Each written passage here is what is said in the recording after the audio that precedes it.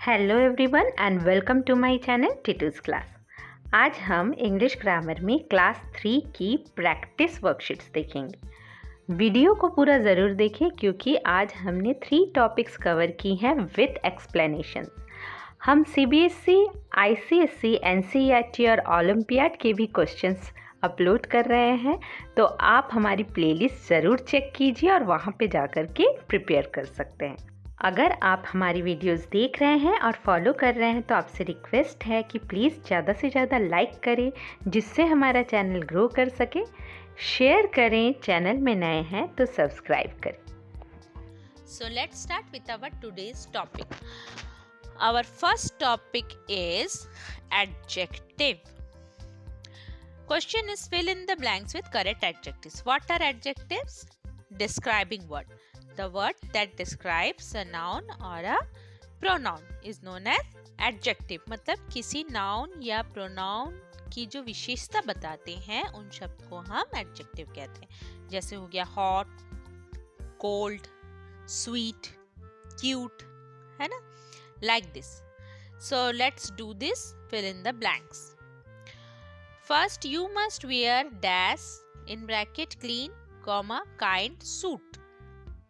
तो यहाँ पे काइंड तो नहीं होगा। सूट कैसा होना चाहिए? साफ होना चाहिए। तो सूट की खूबी क्या बता रहा है, मतलब क्या विशेषता बता रहे हैं? Clean. You must where clean suit. Second one, the hall was very dash in bracket noisy comma carry. तो कैरी होगा क्या? नहीं, कैरी एक वर्ब है तो क्या होगा? Noisy. The hall was very noisy. Third one, my brother is very dash in bracket kind, comma ball to me. Ball तो कभी नहीं होगा क्योंकि वो noun है।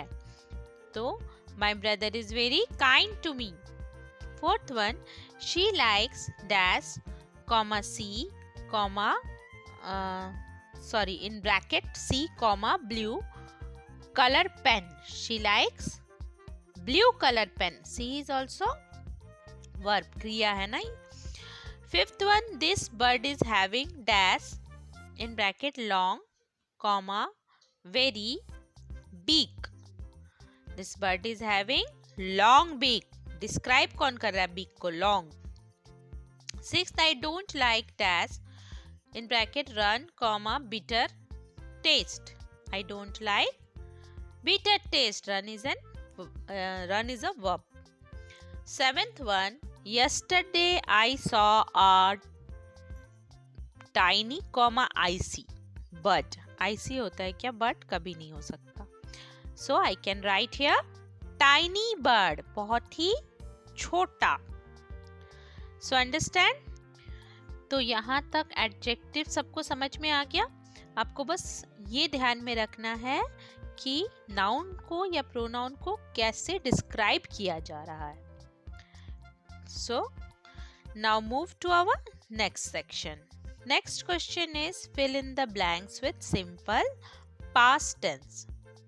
Simple past tense मतलब जो घटनाएं हो चुकी, हमारा पहले हो चुका है। जैसे yesterday, last year, last week, last night, तो इसे हम simple past tense कहते हैं। सिंपल पास्ट टेंस का एक बेसिक रूल ये है कि जो भी वर्ब है उसमें हम ईडी लगा करके उसे पास्ट में कन्वर्ट करते हैं। जैसे वॉक का वॉक्ड हो गया, है ना, टाई का टाइड हो गया।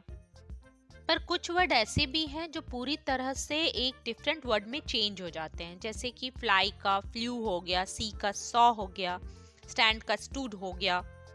तो ये आपको याद रखना है। जैसे मैंने यहाँ ऊपर लिख के रखा है वी प्लस डी और ईडी, ऐसे करके हम सिंपल पास्ट टेंस बना सकते हैं। Now let's do the exercise.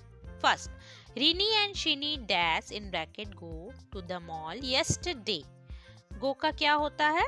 ये भी पूरी तरह से चेंज हो जाता है। Rini and Shini went to the mall yesterday, इसका पास्ट टेंस गो का।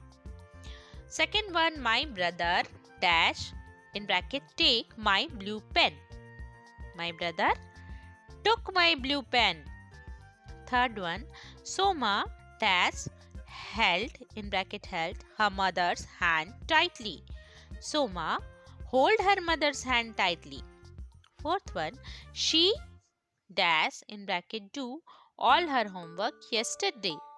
She did all her homework yesterday.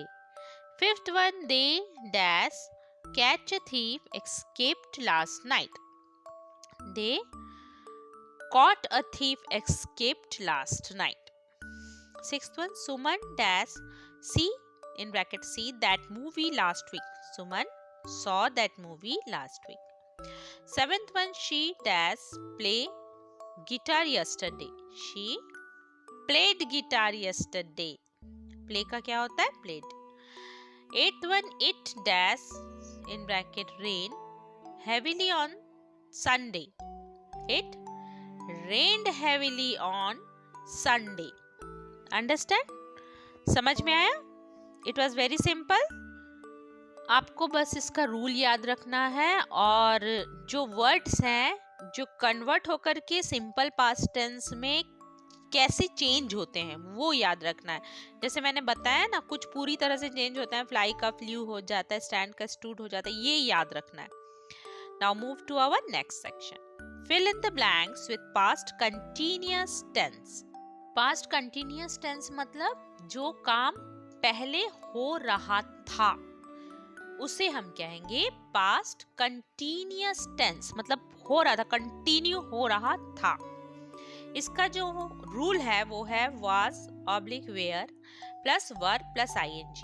was मतलब सिंगुलर के केस में और were मतलब प्लूरल के केस में. Understand? Now let's do the exercise. First one, he dash in bracket do a nice art yesterday. He was doing a nice art yesterday. Second, Kamal dash watch in bracket watch movie yesterday. Kamal was watching movie yesterday. Third, a cat dash in bracket sit in the mat.